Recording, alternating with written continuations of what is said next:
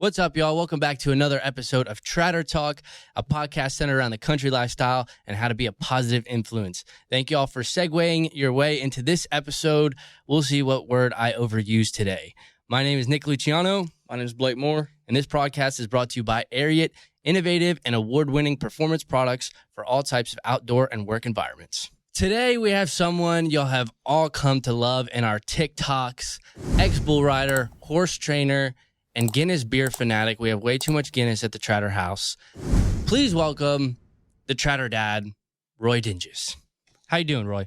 Good. Great to be here. Yeah, you liking Texas so far? I love Texas. Where are you from originally? Originally, Pennsylvania. Mm-hmm. Yeah, but then took residency in Florida. And now you're in Texas. I am in Texas. Yeah. Speaking of bull riding, we went to the PBR the other day from our friends at Ariat. Blake, you wasn't there. Nope. You was in California. I was in California taking me a little small vacation from you, wackos. Yeah, it was a great time. Austin Richardson, he brought home the buckle, and that last ride was insane. Oopa. Did you see the pictures from it?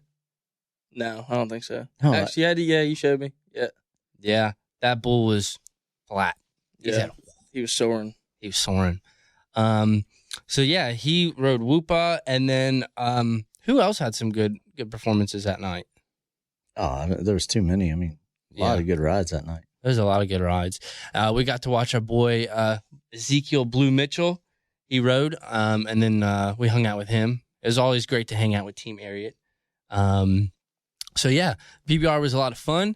And so today's episode is really just going to go along the lines of positivity, and we're going to get to know the Tratter dad a little bit better, and we'll go into asking him some questions. So, Roy, tell us a little bit about yourself. Where'd you grow up? How old you are? Stuff like that. Well, we don't want to, like you say, I'm 27. That's what he tells everybody. Older than you guys, put it that way. Mm-hmm. So I grew up in South Central Pennsylvania, Dillsburg to be exact, a little town. Raised on a farm, had horses, hogs, things like that, butcher shop. Mm-hmm. So I was raised there. I got into the horse business, my grandfather. And when I turned 18, I decided to leave. So went to Florida, and the journey took me now to Texas. Yeah, and now you're a full-time content creator. Trying to be. So yeah, you mentioned you got into the horse business. How'd you get started doing that? Well, my grandpa, he raised standardbreds, race horses, and growing up, we went to all the county fairs, racing horses, and down to, there's a little, down near DC, Rosecroft Raceway. So it's where I grew up racing and, tried to get out of it, and it's always in your blood. Yeah. Tell us a little bit about the type of racing you do, because a lot of people don't know that this exists. And I want to put a picture of the screen of you doing it. Oh, yeah. So when I tell people harness racing, they say, oh, it's Surrey racing or Salkies, or a lot of people think Ben-Hur. You ever see Ben-Hur in the chariots? Oh, yeah. Like the Roman days? Yeah. Yeah, that's not it at all. So they'll see the picture up here. So, or y'all look it up. Harness racing, Salkies, Yeah. So yeah, you're pretty much all around kind of cowboy. You know horses. I've known Roy for about 7 years, going on 7 years. So he's all around cowboy. He knows the ins and outs of horses and rodeo, because you rode bulls for 13 years, right? 13 years. Yeah. So how'd you get into bull riding? So my best friend in first grade was my neighbor. So after school, in first grade, we would go up there to his place. They had an indoor arena. His dad was a calf roper. So his dad would put us on calves every time we went up there. I mean, my mom didn't know about this. So anyway, we got on calves, and then as the years went on, just to steers and all that, and I would sneak away, and people didn't know and go anywhere to ride. And then when I turned 18, I got my pro card and hit the road. So you kept it a secret from your mom? Oh, yeah. I mean, I brought it up to her, and she was like, no. Ain't gonna happen. My mom was the same way with football. She didn't want me to play football. That's how moms are. My mom was the same way whenever I used to race motocross. She was just like, "Yep, no, you're not doing that." Yeah. And Blake, and you probably the same way. Like when I had a rodeo close by, my mom was so against it because she didn't want me to get hurt. Probably the same with your mom.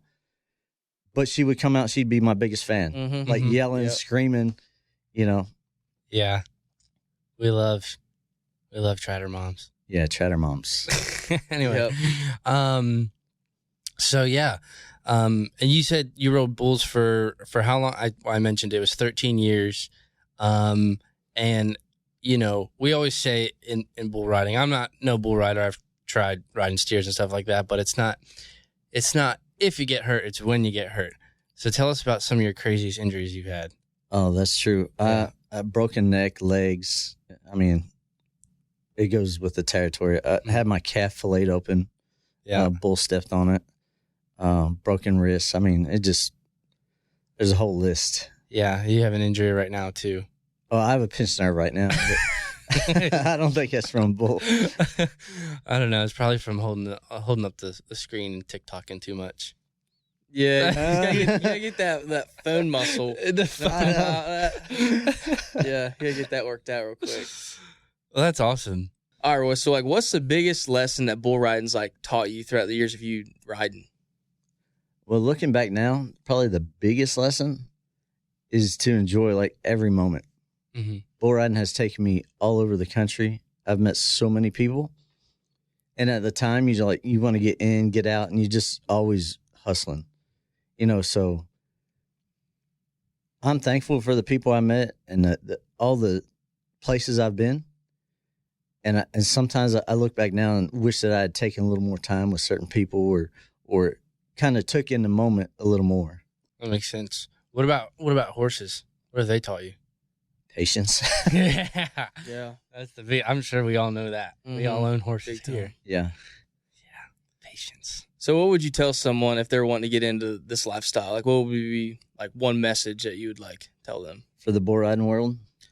Yeah, that. Bull riding lifestyle, country lifestyle, anything. Just cowboying. Cowboying. In general.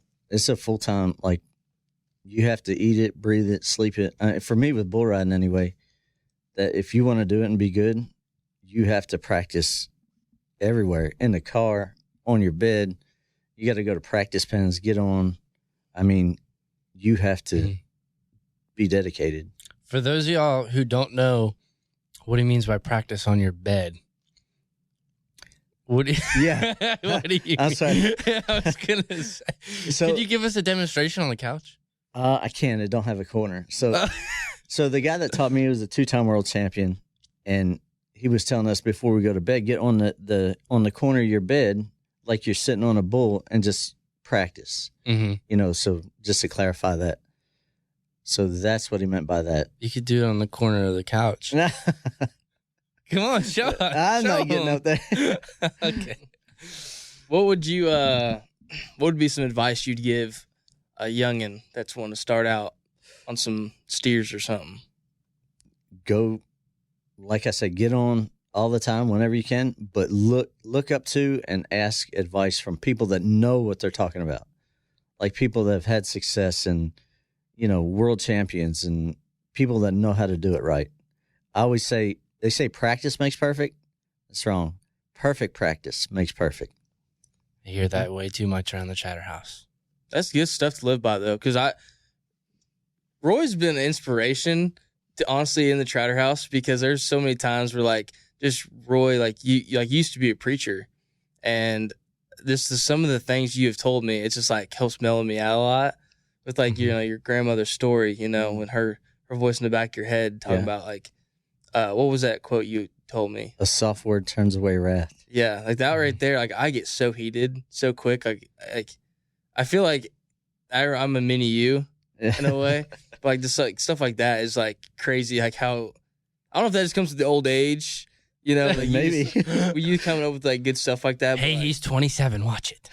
Yeah. But going along with what I was just saying, like, I don't know, just you always have a word, you always have good advice for every situation. It's crazy. Well, thank you. Yeah.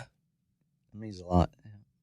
better. That's just like, I'm just trying to butter you up a little bit here. Yeah. No, yeah. I tell them that all the time. I'm like, dude, things are dysfunctional in the Tratter house. I mean, they can get dysfunctional, but at times there's days where we get stuff done. But dude, sometimes it just feels like we're shooting from the hip 24 the hip. We're shooting from the hip 24/7. And it's like, Roy, what do we do? You know? Yeah, Roy, I need advice on this. Roy, we Can you need give me advice. something? That was good last night, especially when we was talking to Andy. Roy, what would be, like, what is your definition of cowboy? Because in this generation, everyone has their own definition of what cowboy is versus, like, me and Nick and you, they're all going to be different. But, like, what is your definition of what a true cowboy is? Well, that's the thing. People see a lot of, like, they watch the old John Wayne movies and Clint Eastwood, and that's where they get the perception that that's what a cowboy is.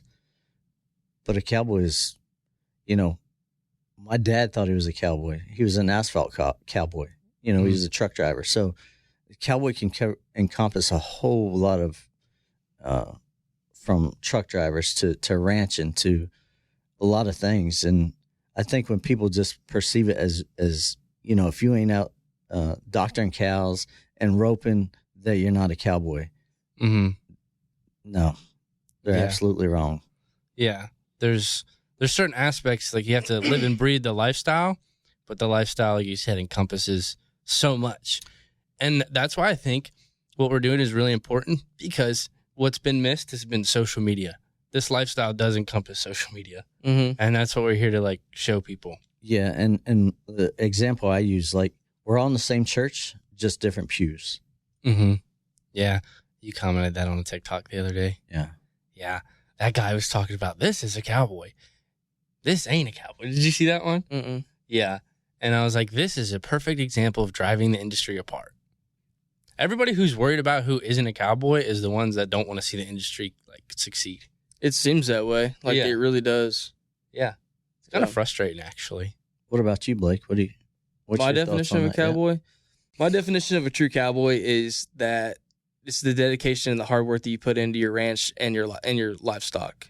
Because, in all honesty, like, whenever you came to Illinois that weekend, like, I'm just now getting into like understanding horses a lot more.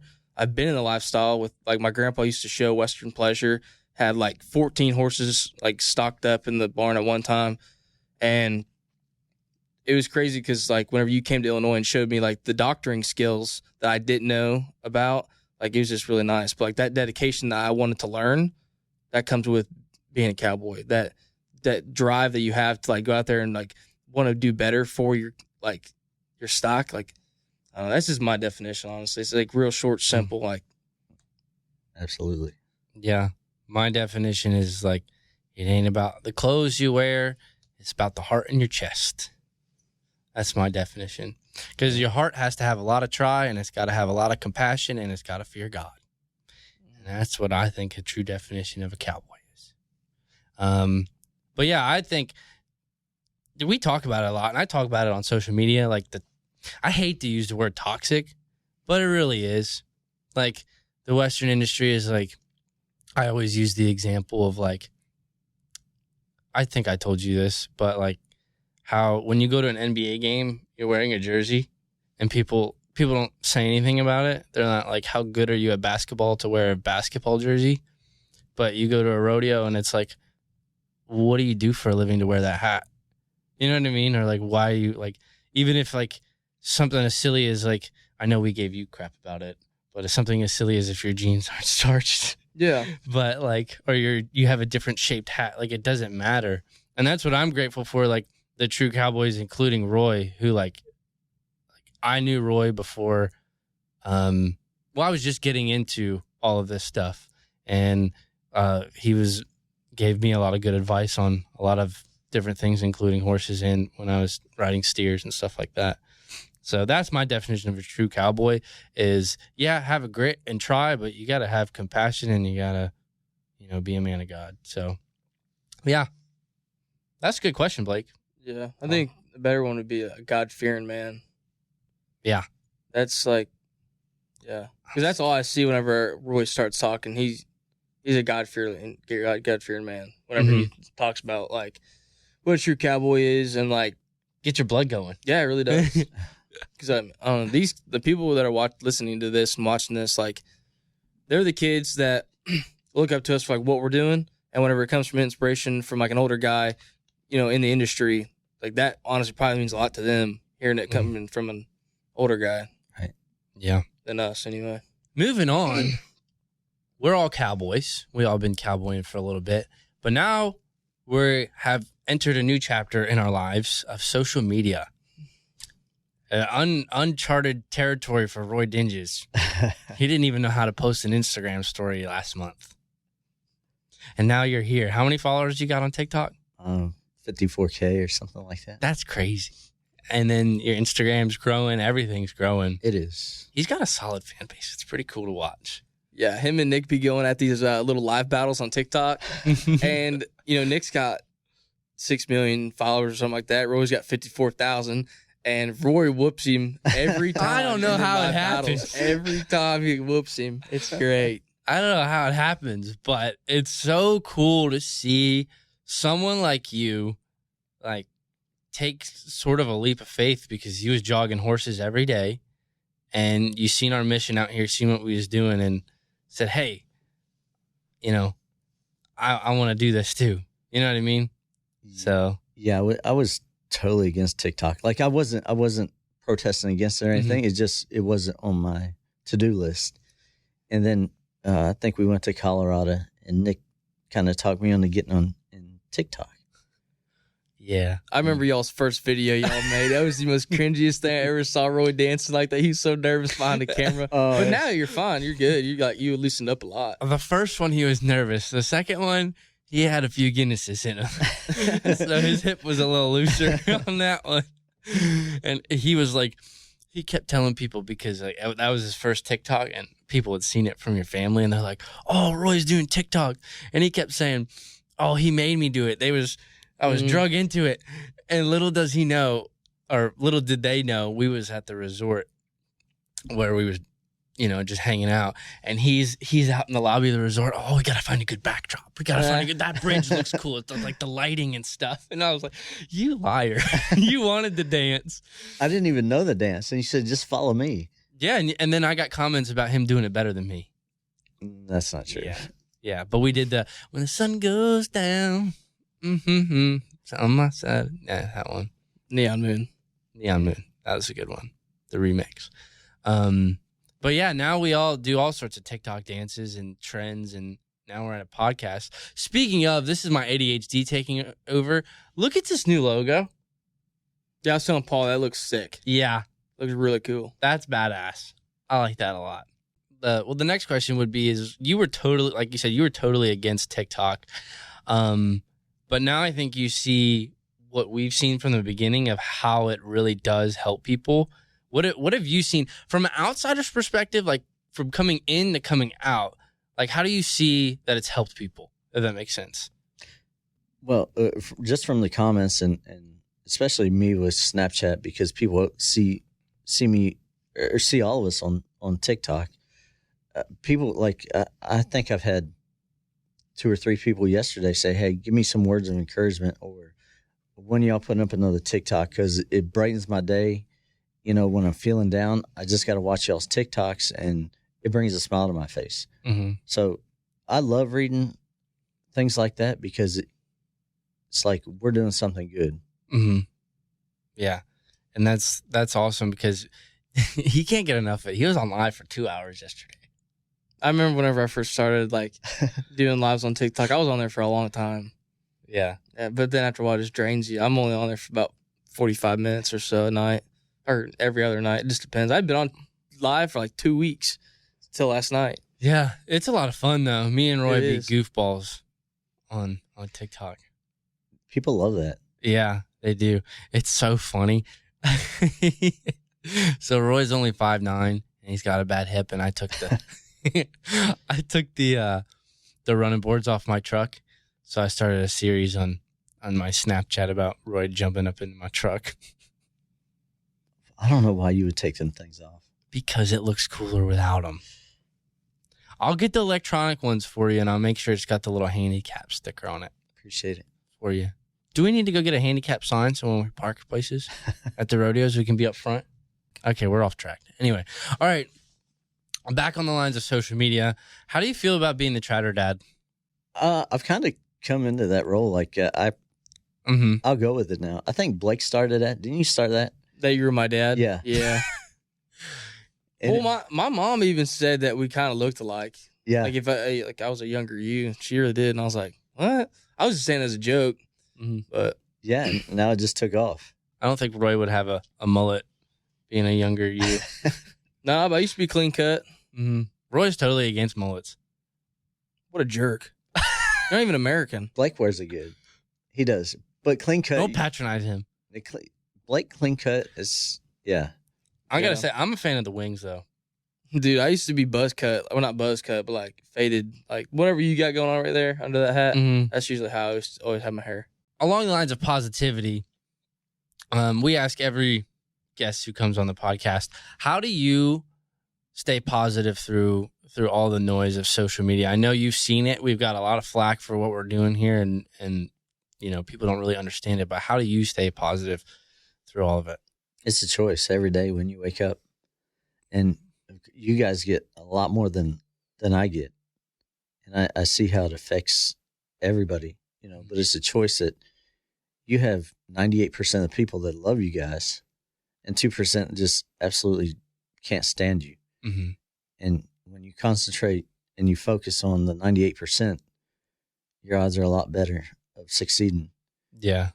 So, and I can really appreciate being with you guys and just coming into your world, because it's every time I watch you guys, I don't care whether you make a little dancing video or a TikTok that's a skit, like it's a whole production. Like everything's got to be so in sync, perfect. And I appreciate that. Like, I just like watching y'all.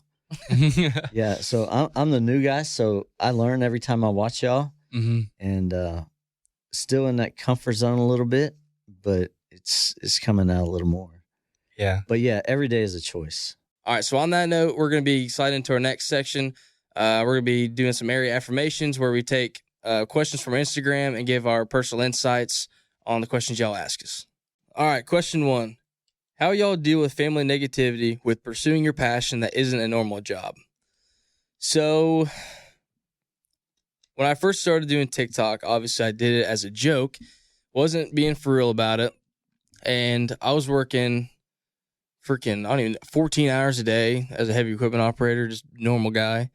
And my mom got a kick out of my videos, and my dad did as well. And at the time, whenever me and my dad would, at the end of the day, I come in from work, beat to death, just ready to go to bed. He'd be sitting in there watching YouTube videos. And I just like, that's always what my dad did. And he would watch videos on like how to make money. And like, he was really into like understanding stocks and all that stuff. And he watched a video of a guy breaking down the charts of how much he makes off YouTube. And my dad was like, you need to start doing YouTube on the side of TikTok. And I was like, yeah, well, I ain't got the time for that. I don't know how to do it. I'm dumb. I'm just not my thing. So it hit January and we were laid off work, and I was like, well, I could be doing some funny something here. So I started trying to do YouTubes, and that's whenever I quit my job, because I was like, I'm going to pursue this, because I watched the videos. I got hyped up about it. I was like, I can make a living doing this. I love what I'm doing. But my mom was not about it. My mom's still not 100% about what I'm doing. She loves what I'm doing. Like, she loves the impact that we all bring. But my mom's really worried about me wanting to start a family. She's always worried about my mental health. She's always worried about my insurance, like paying for bills and stuff. I think my dad's all about it. My dad believes in me 100%. I think my mom does too, but she just she's very cautious, I guess, on giving me that, you got it, My dad understands the social media a lot more with number-wise than my mom does. But I think what's kept me strong is at least one of my family members is about it. I know my sisters are not jealous. I guess they're kind of, I don't know. I feel like my dad's the only one that really says, go get him, boy. Like, go after it. And I want to cry. It almost seems like my sisters, they like what I do, but again, they don't agree with it because I'm not home. I guess they don't really see they don't see my image of what I want to do. I don't know. I don't even know how to answer that question now. I really don't. I believe in myself. And then from doing that is whenever I want to show them that I can do it. I guess that's my answer right there. Yeah. I'm going to prove them wrong. Yeah. I like that. My family is the same way. It was the same way with my dad. My dad, well, for those of y'all don't know, I touch on it. I don't talk about it too much, but I was an engineer before all this and worked for the government, had all sorts of benefits into retirement, like, you know, the whole 9 yards. I was set up for life. I'd be making six figures at 28 and then, have brand new car, get a house, blah, blah, whatever. But I wasn't happy. And my dad said, "You're an idiot for giving that up." And I was the same way with you, with my dad. I'm like, "I'm going to prove you wrong." And I left. Because I don't know. There's a thing about me. It's like, if I'm in an environment where I'm around people that don't push me to be better with what I'm actually passionate about, I'm not going to stay. I straight up left. So yeah, that's what I did. And I found people that support me. So you got to find people that support you. How do your folks feel about it? My mom, she loves it. My family loves it. My brother, my middle brother, he's, no TikTok, so he kind of gets on me a little bit. But my mom, 100% supports me. Anything I've ever done, she supports me. Yeah, she might have a little drawback sometimes, but with this, she's all about it. Yeah, I love your mom. She's so sweet. Yeah, Tony Snapchats me all the time about doing dumb TikTok dances. And then I feel bad, and then I give him flack because he only Snapchats me when he's drinking. He doesn't mean that derogatory, though. I know. I want to take a couple steps back whenever I said my family. I want to make it clear my family does support what I do, but like Roy said, they have a little bit of drawback. But my dad is a full force. Go get him, Tiger. Like, you got it, son.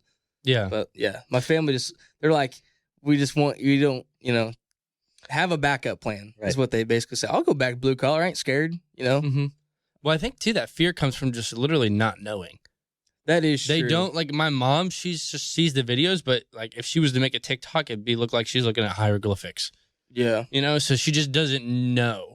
And like they say, knowledge is power, and if you don't know it, then you're not gonna support somebody. I think that's why my dad's go get him, because he watches those videos. He knows what the numbers could be, and he knows like what content I bring to the table. So that's where I think that's where my dad's my motivation for this right now. Because if it wasn't for my dad, I'd be like, yeah, no, couldn't. Because I'm not. No one else in my family's like, yep, you got it, dude. Go get him. You know. So, love you, Dad. Thanks. Okay, the question: how do you get over fear holding you back from taking the leap of faith? Well, one thing I always rely on: greatness comes at the end of our comfort zone. Something we always got to keep in mind. And as far as fear, I've talked to both of you about it, that we were not created with the spirit of fear, but a power, love, and a sound mind. So back to that whole thing that I said before, it's all about a choice. Get out of the comfort zone, go for it. What do you have to lose? Regrets are the biggest thing, because if you don't do it, you're going to look back 20 years from now and say, I wish I would have done that. So everything is a choice. Whatever you set your mind to, you can absolutely do it. Yeah. Absolutely do it. So don't let fear ever hold you back. Your mind, people don't understand how powerful the mind is. I think last week, Blake and I talked about the anxiety thing, and, it's what you choose to let whatever comes into your mind, is going to affect you. Don't open the door to that. Don't say, hey, I'm going to fail today, or I'm going to fail this test, or don't open the door to negativity. Because when you do, you're done. A person that says they can't will always be right. Absolutely. Yeah, and then I read something the other day. It's like studies show that positive thoughts are 7 times more powerful than negative ones. Years ago, I read in a newspaper, it touched me. because with bull riding, you always have doubts. You know, you draw a certain bull, or the doubt comes into your mind, and the fear sets in. So, the true story: a man worked on a refrigerated boxcars on the railroad. His greatest fear, he told his wife, that he would get stuck inside one of those boxcars and freeze to death. Well, one day he went in to repair something on the inside, and the door slammed shut. They went home that day. Not him. He was still locked in there. All the workers went home that day. They couldn't find him. They didn't know where he was. They found him the next day. He was dead. He had taken his tools and inscribed on the inside, "So cold, can't feel my feet." They did an autopsy. Everything showed that he froze to death. All the signs showed he froze to death. But what he didn't know, the refrigeration was broke and the temperature never fell below 64 degrees in that boxcar. His fear killed him. So if your mind is so powerful that it can kill you like that, it can overcome addiction. It can overcome anxiety. It can overcome fear. Mm-hmm. People don't realize that. I love that story. I never get tired of hearing that one. It's like so real that it's not, you know, Mhm. like that's freaking crazy. Right. Like Yeah, your mind is Wow. so powerful. You put it in perspective, like, dude, we humans are magical in a sense. You can literally do anything. Like, we can heal ourselves. You ever think about that? yeah. Your body literally repairs itself. Your brain literally can regenerate new, like, paths. Like, you think of something and you can literally make it come to life. That's insane to me. And people just, like, go through life every day like, You know what I mean? Mm-hmm. That's crazy. If I overcoming fear, I would say that, I think of fear as like a diving board, Yeah. You see, when you're standing back at the end of the diving board, looking at the water, you're just kind of like, okay, I'm chilling. It's nothing crazy. But then as you start like walking closer to the end of the diving board, I don't know, me personally, I get excited. You know what I mean? It's something that people do fear, jumping in the deep end. But when you're standing at the end of the diving board and your toes are hanging off like that, I would link that emotion closer to excitement because, like you said, if you get that spirit of fear in you, you're just going to walk back to the end of the diving board. You're never going to truly take that jump. So, when you're most scared, I would say get excited and jump, if that makes sense. Well, I know from like riding and racing motocross, I was more scared to race than I was to go to open practice. I don't know what it was about that. Like I don't know. I'd go to the county fair races and I would literally be the slowest one on that track just because I was scared. Like I was literally scared that I was like just going to mess up. I was going to look like an idiot. I was just going to wipe out and my season's done. But whenever I go to like open practices, I'm like screaming, like I'm like lapping everyone. Like I don't know what it was. But once I finally set in the mentality of like, dude, I'm just riding my bike. Like it's just one jump after the next. And like, even like whenever we would go to like Monster Mountain, like we went to this track in Durham Town actually. And it was like this 120-foot uphill triple or something like that. Freaking huge. And I hit it on a 125 and I was like 180 pounds. That's a lot of weight for 125. And that's a big jump for an uphill triple on a 125. And I had no faith in myself at all that I was going to hit this jump, right? Came around the corner, hooked up good. And I was like, I'm going to hit this.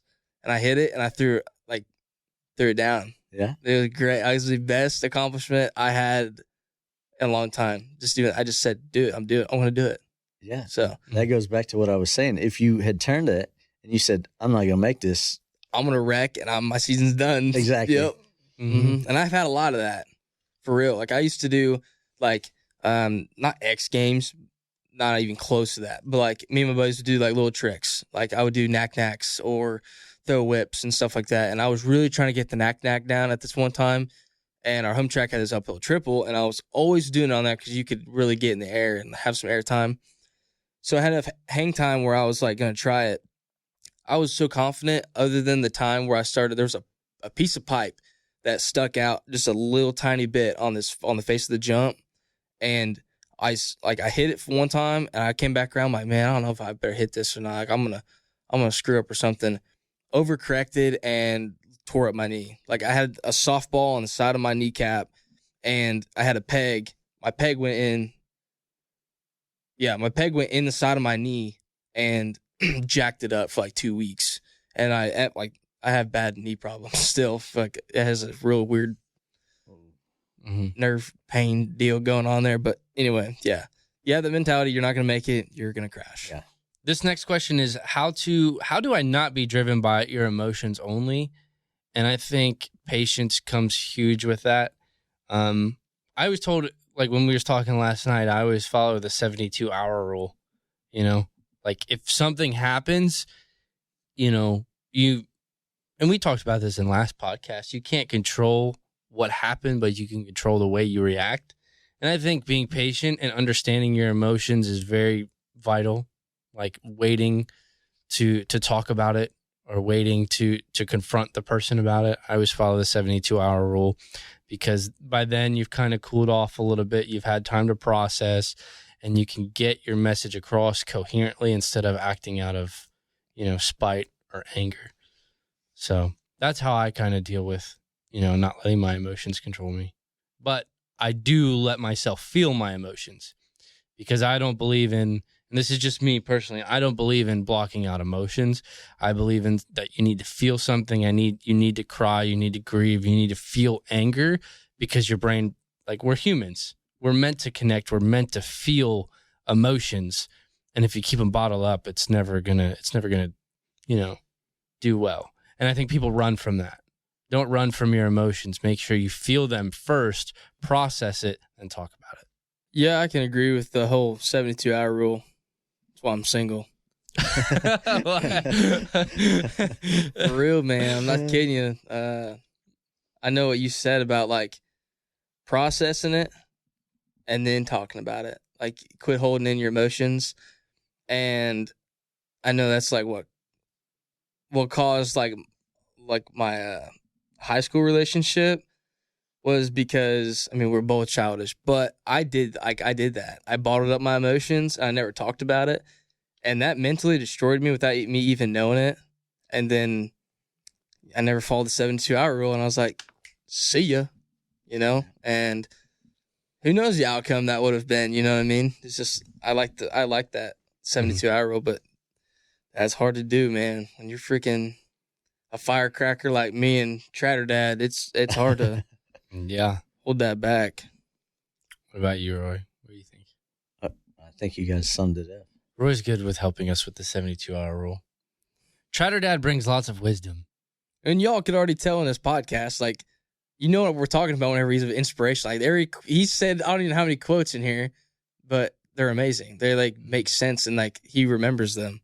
You know what I mean? That's going to do a lot. Like, Well, I appreciate you guys because we're definitely not perfect. And sometimes I go back on the things and you guys remind me. And I appreciate that. Mm-hmm. You know, it's as iron sharpens iron. So, yeah. You help us, we help you. Yeah. That's what I love about this house. I think the biggest thing that we need to remember is that as humans, we can't get comfy. As soon as you get comfy, I went to this, it was a Christian conference, and it was in Chicago, Illinois, and this young lady was giving a sermon about, as Christians, whenever you gotta quit being comfy to plant the seed. You have to be put in some weird positions, predicaments, kind of things to even plant that seed. And us as not necessarily like planting seeds, but like just with people in general and videos, once you get comfy, you're gonna go downhill. Right. And that's life. That's life in general. Like if you think that you're doing good at your job every day, you're gonna fail. Like, I mean, well, nah, I would rephrase that. If you think you can't do better at your job, then you're gonna fail. If you get comfy at that, like, yep, my boss is fine with what I'm doing right now, I'm just gonna keep doing it. He's not gonna be pleased all the time. you got to do something that's going to like up yourself to where he's like, okay, this guy's a keeper, you know? And if we, you know, which we're not comfy, I don't feel like. I think we have been a little bit, you know, with the whole house movement. We kind of been stuck in a predicament with content, with, you know, us building a business. But like you said, iron sharpens iron, and we get out of those comfy positions and we get put out there in the real stuff. Yeah. So He just reminded me about, you know, being complacent is, I think, with our faith in God and just in our work environment at the house, that sometimes we let it burn down to embers, you know, and it takes the other people around you to fan the flame to bring it back up to where it should be. Yeah. So yeah, like we heard a lot of good stories. Roy's got stories for days. Anybody who's met Roy knows he can talk. But when you meet Roy, he literally, like, you always learn something. yeah. And this man is just like, I have so much respect for him. So incredible. And I'm so glad you're here, like, doing this with us. I've never met one person that hasn't had a bad thing to say about Roy. Someone that like truly knows you and hangs around with you. We have a saying, everybody loves Roy. Thank you all for watching. It's been another great, exciting episode of Tratter Talk. We heard a lot of great stories from the Tratter Dad, Roy Dinges. We want to thank Ariat for helping us produce this podcast. We love being a part of Team Ariat. Make sure to follow Roy on all his social medias. Where can they follow you, Roy? Instagram, Roy_Dinges, TikTok, Roy Dinges. And make sure to follow Tratter Company and Tratter House. All the socials will be at the top. If y'all are watching this on Apple Podcasts, make sure to rate and review to boost us up on the charts. If y'all are watching this on YouTube, make sure to like and subscribe. And next podcast, we're going to have upcoming country artist David J. So we're excited to talk to him and get to know him a little better. And yeah, we're going to wrap it up there. So thank y'all for tuning in. And don't forget, smile every day And know your worth. We'll see y'all in another episode. See ya.